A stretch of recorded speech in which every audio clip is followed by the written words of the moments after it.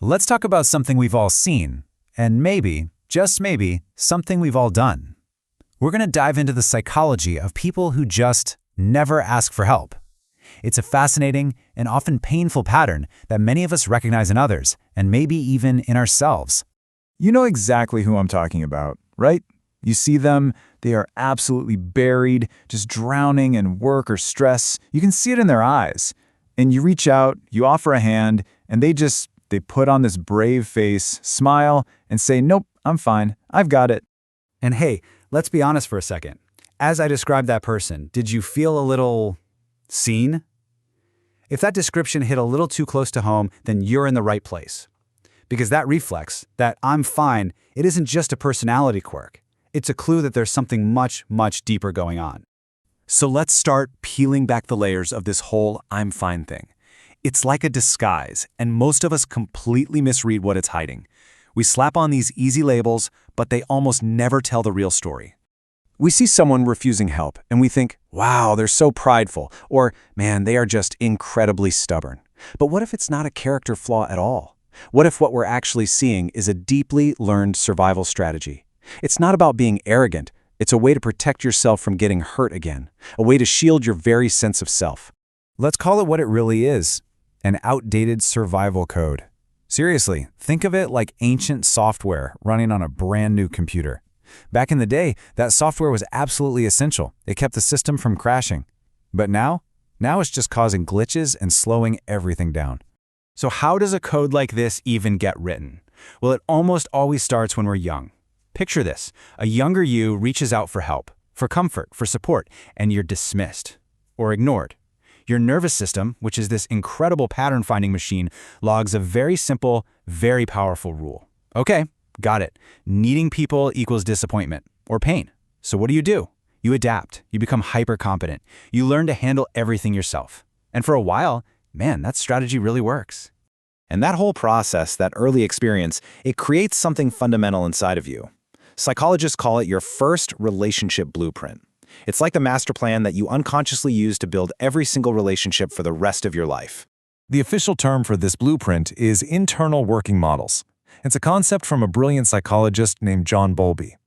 Basically, these are the little mental templates running in the background of your mind, constantly telling you how relationships are supposed to work. They're whispering the answers to questions like, is it safe to depend on people? Am I a burden? Are my needs even valid? Now, here is the most important and honestly the most frustrating part of this whole thing. You cannot just logic your way out of it. You can't just read a book and decide to change. This isn't a rational thought problem. It's an emotional program that's been burned into your nervous system, and logic alone just doesn't have the password to uninstall it. And this programming, this hyper-competence that once saved you, well, in your adult life, it starts to come with a really high price tag. It starts to create this deep, quiet, and incredibly lonely struggle inside your relationships. And get this, there's actual data on this. A 2008 study found that we consistently, dramatically underestimate how willing other people are to help us by almost 50%. Think about that. Our internal blueprint is telling us that people don't want to help, when in reality, they're twice as willing as we think. We're living with a completely warped perception of the world. This all creates a kind of invisible scoreboard in our relationships. When you're the one giving help, it feels great, it's safe, you're in control, you feel needed. But the second the roles are reversed, and you have to receive help, whoa. Suddenly it feels dangerous, exposing, you feel vulnerable, like you're becoming a burden. And that imbalance, over time, can really wear down a connection. And here is the truly cruel irony in all of this. The better you get at being the hyper-competent one, the more you project this image of having it all together, the more invisible your own struggles become. Your success at being self-sufficient literally teaches people around you that you don't need them, so they stop checking in, leaving you even more alone. Okay, so if that all felt a little heavy, take a breath, because it's not a life sentence. The big question is, how on earth do you begin to rewrite a program that's buried this deep? Well, the answer is probably more gentle than you think. The very first step sounds a little strange. It's not about forcing yourself to ask for help. It's about grief. It's about taking a moment to actually acknowledge the hurt of that younger version of you, the one who reached out and got nothing back. That old survival strategy was built to protect that kid. You have to thank it for its service before you can ask it to stand down. So here's the roadmap for building a new foundation.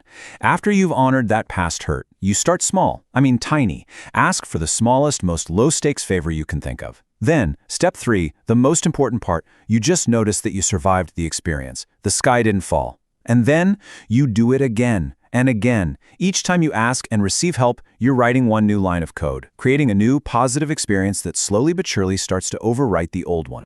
Look, that incredible strength you built by doing everything on your own is real. It's powerful. It got you to where you are today. But you have to remember, that strength was only ever meant to be a bridge, a way to get you over a really rough patch of water. It was never meant to be a destination where you set up camp and live forever.